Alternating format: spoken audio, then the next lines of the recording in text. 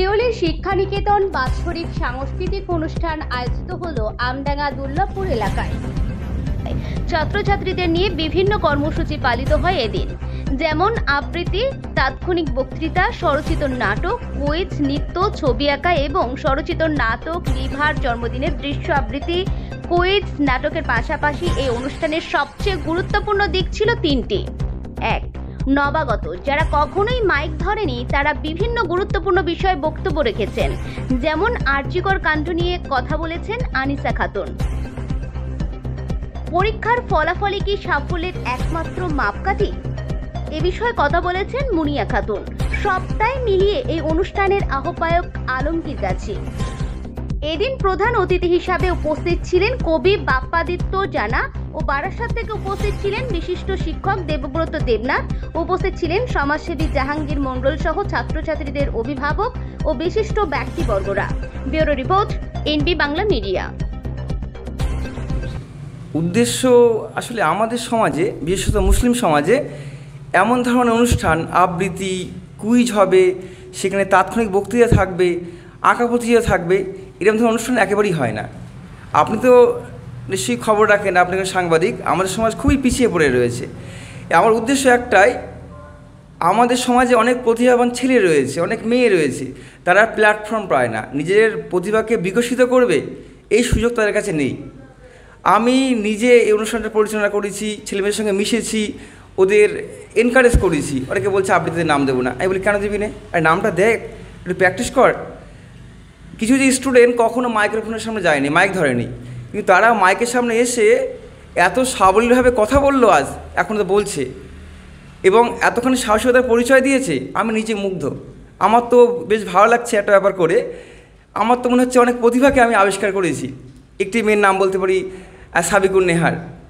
দেয়ালপুর থেকে উদ্বোধন হলো, উদ্বোধন হওয়ার সময় সে এত স্বাভাবিকভাবে কথা বললো। আমি যখন উদ্বোধন হলো, আমি তো মানে এতটা আবেগে এবং ভালোবাসায় ছিলাম, আমার তো গলা কেঁপে কেঁপে আসছিলো, কান্না চলে আসছিলো। কিন্তু মেয়েটা এত স্বাভাবিকভাবে কথা বললো, সাবলীল ভাষায়, আমি মুগ্ধ। আমাদের এখানে কুইজ হলো, আর নাটক হয়েছে, এবং শুরু থেকে একবার বলতে গেলে আমাদের এখানে রবীন্দ্রসঙ্গীতে আমরা শুরু করেছিলাম, মায়া বন বিহারিণী। তারপরে ছোটদের একেবারে আবৃত্তি বিভাগ কয়ের।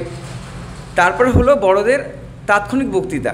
সেখানে বর্তমান যে সাম্প্রতিক বিষয়ে যে আরজিকরে একটি মেয়ের ওপর নির্যাতন করা হয়েছে, সে বিষয়ে একটি মেয়ে বক্তব্য রেখেছে। বাংলাদেশের ছাত্র আন্দোলন ও মেয়েরা, সেখানে মেয়েদের যে দুর্দান্ত একটা ভূমিকা, সে বিষয়ে একজন বক্তব্য রেখেছে। স্কুলে আমাদের পাস ফেল নেই, তাকে কোনো প্রয়োজন নেই, এই বিষয়ে তৌফিক মণ্ডল বলে একটি আমার স্টুডেন্ট, সে বক্তব্য রাখলো। মাওবাড়ি নিয়ে সবচেয়ে মজার জিনিস, মাওবাড়ি নিয়ে একটি স্টুডেন্ট আঞ্চলিক ভাষায় সে কথা বলেছে, খুবই মজার ছলে। তার সঙ্গে ছিল কুইজ ছিল, এবং সেটা কুইজ প্রথাগত যে অনুষ্ঠানটা হয় কুইজে, ভীষণ তথ্য নির্ভর, কিন্তু আমাদের এখানে তা ছিল না। তথ্য ছিল কিছুটা, তার সঙ্গে হয়েছিল বুদ্ধি নির্ভর কুইজ। এবং সেটা আমি আগে মুখস্থ করলাম, উত্তর দিয়ে ফেললাম তা না, আমি ইনস্ট্যান্ট মঞ্চে কোনো একটা প্রশ্ন ধরছি ছেলে মেয়েদের, ওরা উত্তর দিচ্ছে। সেখানে বুদ্ধির ব্যাপারটা বেশি মুখস্থবিদ্যার চেয়ে। একেবারে আগামী দিনে তাদের ছাত্রছাত্রীদের উৎসাহ বাড়াতে গিয়ে আজকে এই অনুষ্ঠান কী বলে মনে করছে? একদম, সে তো উৎসাহ দরকার, না হলে তো ওরা এগোতে পারবে না।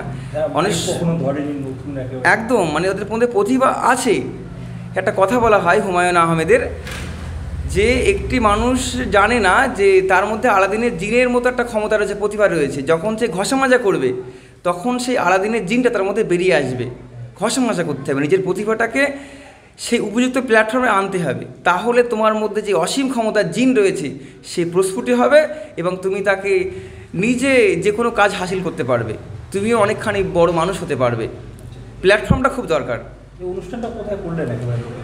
অনুষ্ঠানটা আমাদের আমডাঙ্গা থানার অন্তর্গত একটি একেবারে অখ্যাত গ্রাম দুর্লভপুরে আমার কোচিং সেন্টার, সেখানে আমার এক দাদা আছে শফিকুলদা, তারই বিল্ডিং অনুষ্ঠানটা হয়েছে। এই অনুষ্ঠানের একবারে আপনি কি? অনুষ্ঠানটা আমার একটা কোচিং সেন্টার শিউলি শিক্ষানিকেতন। এই শিউলি শিক্ষানিকেতনের আমি মূল উদ্যোগটা নিয়েছি, আমার সঙ্গে আর দুই বন্ধু রয়েছে, শাহনওয়াজ, নৌসাদ, তারা ভীষণভাবে সহযোগিতা করেছে, বুদ্ধি দিয়ে, কিছু অর্থ দিয়েও। আপনার নাম? আমার নাম আলমগীর গাজী। গুরুত্বপূর্ণ খবর পেতে এনবি বাংলা মিডিয়ায় আপনারা চোখ রাখুন। সবার আগে, সবার পাশে, এনবি বাংলা মিডিয়া চ্যানেল।